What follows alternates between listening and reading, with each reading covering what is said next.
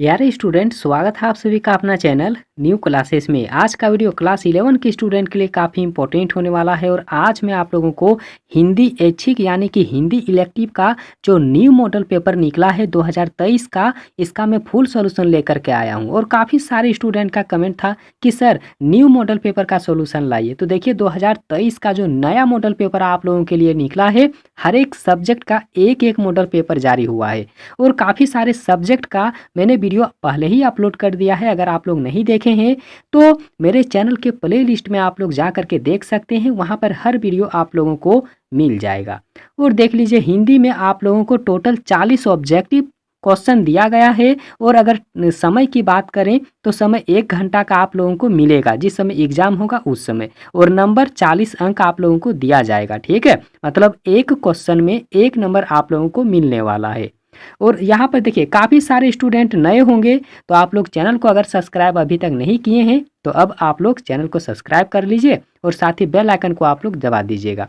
और देखिए, आप लोगों के एग्ज़ाम से रिलेटेड मैं काफ़ी सारा वीडियो रेगुलर अपलोड करता हूँ, प्रतिदिन अपलोड करता हूँ, ताकि आप लोग बिल्कुल एग्ज़ाम की तैयारी बिल्कुल अच्छे तरीके से करें, बिल्कुल धाकड़ तरीके से करें।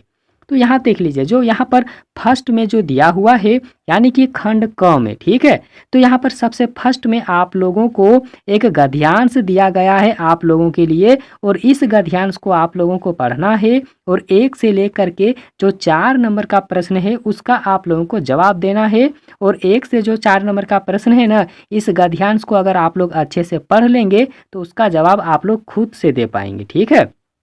तो यहाँ पर आप लोग देख लीजिए, बिल्कुल स्क्रीनशॉट ले लीजिए या फिर यहाँ पर देखिए वीडियो को रोक लीजिए और अच्छे से आप लोग पढ़ लीजिए। क्योंकि अगर मैं यहाँ पर आप लोगों को अभी इस गद्यांश को पढ़ करके अगर मैं बताता हूँ तो वीडियो काफ़ी लंबा हो जाएगा। तो यहाँ पर देखिए, मैं सिर्फ क्वेश्चन आंसर आप लोगों को करा देता हूँ, तो आप लोग बिल्कुल भी गद्यांश को पढ़ लीजिएगा और क्वेश्चन आंसर अच्छे से आप लोग याद करके रख लीजिए, क्योंकि आप लोगों के लिए काफ़ी इंपॉर्टेंट है, एग्ज़ाम के लिए बहुत ज़रूरी है। अगले महीने ही आप लोगों का एग्ज़ाम है, इस चीज़ को बिल्कुल याद रखिए। और यहाँ जो फर्स्ट नंबर का प्रश्न दिया हुआ है कि संस्कृति की शाश्वत धारा के निर्माण में कौन सहायक होते हैं। तो देखिए, संस्कृति के जो शाश्वत धारा के निर्माण में कौन सहायक होते हैं, तो आप लोग याद रखिएगा, महाकवि एवं मनीष चिंतक जो हैं वे उनके सहायक होते हैं, ठीक है। माने संस्कृति के शाश्वत धारा के निर्माण में कौन सहायक है, तो महाकवि एवं मनीषी चिंतक जो है, इसका राइट आंसर होगा सी ऑप्शन, बिल्कुल सही होगा। माने तीसरा ऑप्शन सही आंसर होगा। अब यहाँ पर देखिए, आगे जो यहाँ पर दूसरा नंबर का प्रश्न है कि लोक में, ठीक है, लोक में उच्चतम जीवन आदर्शों की स्थापना कौन करते हैं, तो याद रखना है सत्यधर्मी करते हैं। कौन करते हैं, तो सत्यधर्मी करते हैं, पहला ऑप्शन इसका राइट आंसर होगा। अगला आप लोग देख लीजिए कि राजनीतिक और आर्थिक अवस्थाएं किस बात का अनुपालन करके सार्थक हो पाती है, तो याद रखिएगा शाश्वतता जो यहाँ पर दिया हुआ है, दूसरा ऑप्शन इसका राइट आंसर होगा। क्योंकि देखिए, 1 से लेकर के जो 4 नंबर का प्रश्न है ना, वो गद्यांश के अनुसार ही आप लोगों को मतलब देना है। और उस गद्यांश को अगर आप लोग अच्छे से पढ़ लेंगे तो हर एक क्वेश्चन का जवाब आप लोग दे पाएंगे। जो 4 नंबर का प्रश्न था ना, वहाँ से लेकर के आप लोग अच्छे से जवाब दे पाएंगे। तो यहाँ पर देख लीजिए क्या दिया हुआ है कि व्यय का विलोम शब्द कौन सा होता है। तो व्यय का मतलब क्या होता है, व्यय मतलब पैसा होता है, ठीक है। तो उसका उल्टा क्या होगा, तो यहाँ पर आय होगा। क्या होगा, आय होगा। आप लोग याद रखिएगा, व्यय का आय होता है, यहाँ पर 4 का 4 ऑप्शन बिल्कुल राइट आंसर होगा। अब यहाँ पर आगे देखिए, अगला नंबर में जो दिया हुआ है, यहाँ पर है एक पद्यांश। क्या है, पद्यांश है। और इस पद्यांश को आप लोगों को पढ़ना है और पढ़ करके 5 से लेकर के जो 8 नंबर का प्रश्न है उसका आप लोगों को जवाब देना है। तो यहाँ पर फिर वीडियो को आप लोग रोक लीजिए और अच्छे से इसको पढ़ लीजिए। और फिर यहाँ पर चलिए प्रश्न यहाँ पर देख लेते हैं कैसा कैसा प्रश्न है।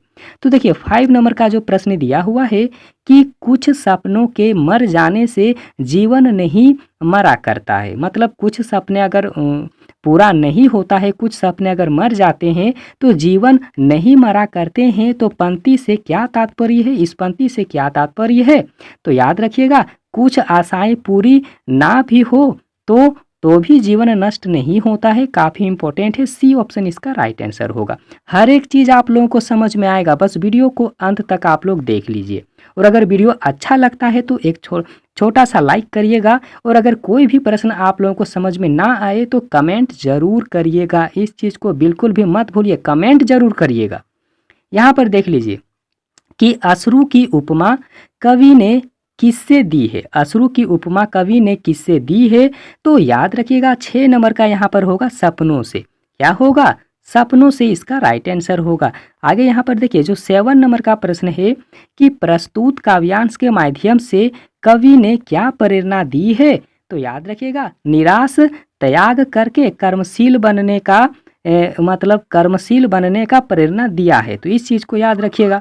अगला जो प्रश्न आप लोग देख रहे हैं कि छिप छिप अश्रु बहाने वालों मोती व्यर्थ बहाने वालों पंक्ति में कौन सा अलंकार छुपा हुआ है, तो याद रखिएगा पुनरुक्ति प्रकाश छुपा हुआ है। कौन सा अलंकार है, तो पुनरुक्ति प्रकाश अलंकार है।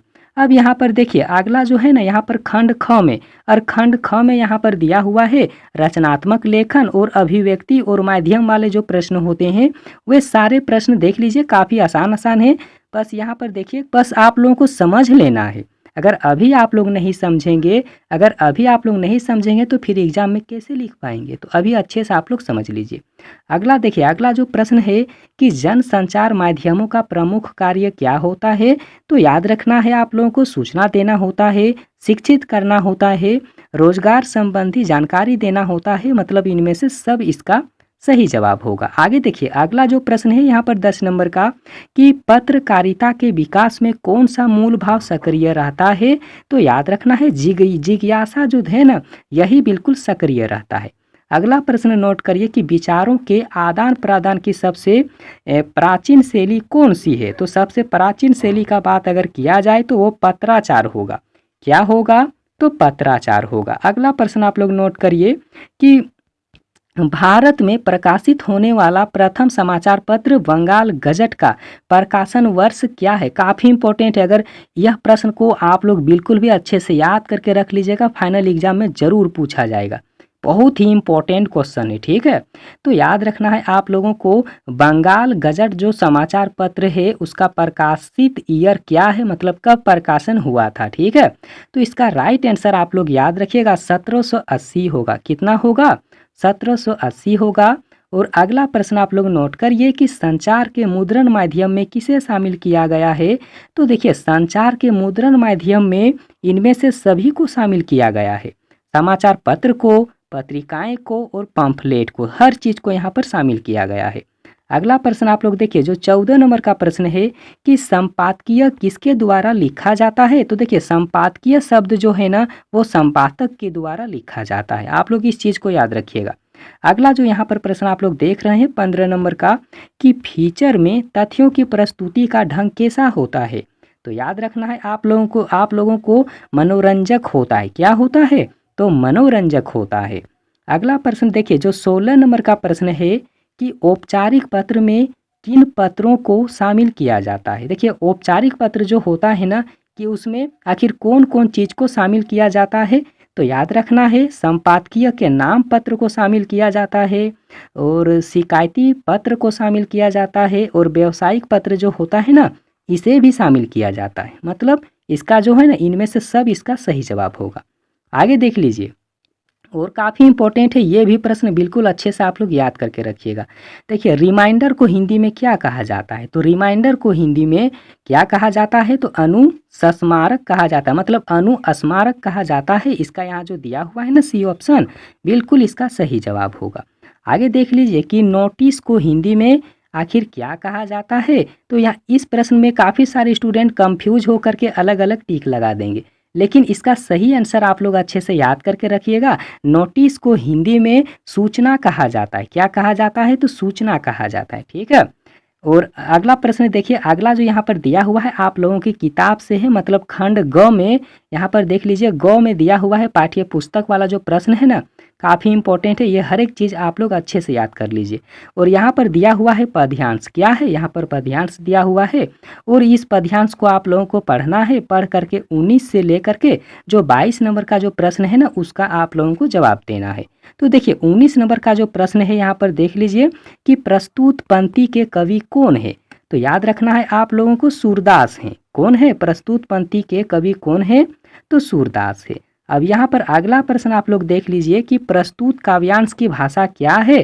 तो ब्रज भाषा है। कौन सी भाषा है इसमें? तो ब्रज भाषा है।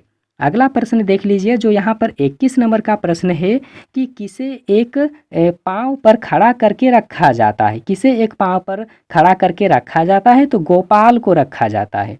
अगला प्रश्न आप लोग नोट कर लीजिए कि नंद लाला को कौन नचाता है। ठीक है, काफ़ी इंपॉर्टेंट है। नंद लाला को कौन नचाता है? तो मुरली नचाता है। ठीक है, अगला प्रश्न आप लोग नोट करिए, हर एक चीज़ समझ में आएगा, बस आप लोग अच्छे से देख तो लीजिए। अगला जो यहाँ पर प्रश्न है ना कि बोरत तो बोरियों पे निचोरत बने नहीं, तो पंक्ति में किस त्यौहार का वर्णन हो रहा है? तो याद रखना है होली का वर्णन हुआ है। कौन से त्यौहार, कौन से पर्व का? तो होली त्यौहार और होली पर्व का वर्णन हुआ है। अगला प्रश्न आप लोग नोट करिए कि झहरी झहरी झीनी बूंद है प्रतिमानों में झहरी झहरी में कौन सा अलंकार? यहाँ जो झहरी झहरी शब्द आप लोग देख रहे हैं ना, तो इसमें कौन सा अलंकार छुपा हुआ है? तो याद रखना है दो शब्द है ना, तो पुनरुक्ति प्रकाश अलंकार इसमें छुपा हुआ है। पहला ऑप्शन सही जवाब होगा। अगला जो प्रश्न आप लोग देख रहे हैं 25 नंबर का कि प्रकृति का सुकुमार कवि किसे कहा जाता है? याद रखना है आप लोगों को प्रकृति का जो सुकुमार कवि है किसे कहा जाता है? तो आंसर याद रखिएगा सुमित्रानंदन पंत को कहा जाता है। किसे? सुमित्रानंदन पंत को कहा जाता है। अगला प्रश्न आप लोग नोट करिए जो 26 नंबर का है कि संध्या के बाद कविता का मूल स्वर क्या है? संध्या के बाद जो कविता है उसका मूल स्वर क्या है? तो याद रखना है ग्रामीण जीवन का सामाजिक यथार्थ, मतलब इसका तीसरा ऑप्शन बिल्कुल सही जवाब होगा। आगे देख लीजिए जो 27 नंबर का प्रश्न है कि बादल को घिरते देखा है, तो इनके जो कवि हैं कवि का नाम क्या है?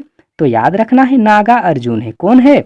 नागा अर्जुन है। और याद रखिएगा जो ये मतलब राइटर और जो मतलब राइटर और जो पार्ट जो कवि, ये सब हर एक चीज़ का मैंने वीडियो पहले ही अपलोड कर दिया है। ठीक है, आप लोग अगर नहीं देखे हैं तो इस वीडियो के नीचे डिस्क्रिप्शन में उसका लिंक है, आप लोग देख लीजिए। काफ़ी इंपॉर्टेंट है, लेखक का नाम, पाठ का नाम, कविता का नाम, ये सब काफ़ी इंपॉर्टेंट है। ठीक है, और यहाँ पर देखिए जो अगला यहाँ पर है, अगला में फिर दिया हुआ है एक गद्यांश, और इस गद्यांश को आप लोगों को अच्छे से पढ़ लेना है और 28 से लेकर के 31 नंबर का जो प्रश्न है उसका आप लोगों को जवाब देना है। ठीक है, तो यहाँ पर देखिए जो 28 नंबर का जो प्रश्न दिया हुआ है कि प्रस्तुत पंक्तियाँ किस पाठ से लिया गया है, तो यहाँ पर इसका राइट आंसर होगा 28 का होगा दोपहर का भोजन। क्या होगा? दोपहर का जो भोजन है ना, इसी से लिया गया है। यहाँ पर जो गद्यांश था। अगला जो यहाँ पर प्रश्न है 29 नंबर का कि विभाग की कलरकी से किरकी छटनी हुई है, तो मुंशी चंद्रिका प्रसाद की छटनी हुई है। अगला प्रश्न देख लीजिए कि आंगन की अलगनी पर कई पेबंद लगी एक गंदी साड़ी टंगी हुई थी, तो यहाँ किसकी साड़ी की बात कही जा रही है? तो देखिए सिद्धेश्वरी की साड़ी वहाँ पर टंगी हुई थी, तो यहाँ सिद्धेश्वरी की बात हो रही है। अगला प्रश्न देख लीजिए, अगला जो प्रश्न है 31 नंबर का कि प्रस्तुत पंक्तियों के लेखक कौन है? तो याद रखिएगा प्रस्तुत पंक्तियों के लेखक का नाम है अमरकांत। ठीक है, अमरकांत है। अगला प्रश्न आप लोग नोट करिए कि टॉर्च बेचने वाला वायदे के मुताबिक कितने साल बाद उस जगह में पहुंचा जहां उसे उसके जो दोस्त से मिलना था? तो याद रखना है आप लोगों को 5 साल के बाद में उसे मिलने के लिए वादा किया गया था कि हाँ 5 साल बाद में मतलब कहीं पर भी मिलेंगे। ठीक है, अगला प्रश्न आप लोग नोट करिए। अगला जो यहाँ पर प्रश्न है 33 नंबर का कि गूंगे को किसने पाला था? तो याद रखना है आप लोगों को कि गूंगे को उनके जो बुआ और उनके जो फुआ हैं उन्हीं ने उनको पाला था। तो 33 का हो जा मतलब 4 ऑप्शन इसका सही होगा। 33 नंबर का डी ऑप्शन बिल्कुल सही होगा। और यहाँ पर आगे देख लीजिए कि ज्योतिबा फुले ने किस संस्था की स्थापना किया था? तो ज्योतिबा फुले ने किस संस्था की स्थापना किया है? तो याद रखना है आप लोगों को सत्य शोधक समाज की। अब अगला प्रश्न नोट करिए कि उसकी माँ किस विधा की रचना है? तो देखिए उसकी माँ जो है ना वो एक प्रकार की कहानी है। क्या है? तो कहानी है। अगला प्रश्न देखिए, जो 36 नंबर का प्रश्न है कि भारतेंदु हरिश्चंद्र के अनुसार उन्नति के लिए क्या अनिवार्य होता है। तो याद रखना है आप लोगों को, यहाँ पर हर चीज़ इम्पोर्टेंट है, जैसे कि जनसंख्या नियंत्रण, परदेसी भाषा और मतांतर, ये सब हर एक चीज़ यहाँ पर इम्पोर्टेंट है। तो डी ऑप्शन इसका सही आंसर होगा। अगला प्रश्न आप लोग नोट कर लीजिए कि अंडे के छिलके किस प्रकार की एकांकी है। तो देखिए, अंडे के जो छिलके हैं ये पारिवारिक हैं। क्या है? तो पारिवारिक एकांकी हैं। अगला प्रश्न देखिए, जो 38 नंबर का प्रश्न है कि हुसैन की कहानी अपनी जवानी में। तो हुसैन को कौन से बोर्डिंग स्कूल भेजे गए थे। तो याद रखना है बड़ौदा बोर्डिंग स्कूल, मतलब यहाँ जो तीसरा ऑप्शन है इसका सही जवाब होगा। अगला प्रश्न आप लोग नोट करिए कि आधुनिक भारतीय चित्रकला के प्रमुख स्तंभ मकबूल फिदा हुसैन को 1973 में किस सम्मान से अलंकृत किया गया था, मतलब उसे कौन सा अवार्ड मिला था। ठीक है, तो 39 का हो जाएगा पद्म भूषण। उसे क्या मिला था? तो पद्म भूषण मिला था। और अगला प्रश्न देखिए, जो इस वीडियो का बिल्कुल भी अंतिम प्रश्न है कि आवारा मसीहा किस विधा की रचना है। तो देखिए, आवारा मसीहा जो है ना वो जीवनी परक है। क्या है? तो जीवनी परक है। अब यही था आप लोगों के लिए 40 इंपॉर्टेंट क्वेश्चन, और अब आगे और बहुत सारा वीडियो आप लोगों को मिलता रहेगा। तो चैनल को सब्सक्राइब कर लीजिए और साथ ही बेल आइकन को आप लोग ज़रूर दबाइएगा। और वीडियो देखने के लिए बहुत बहुत धन्यवाद।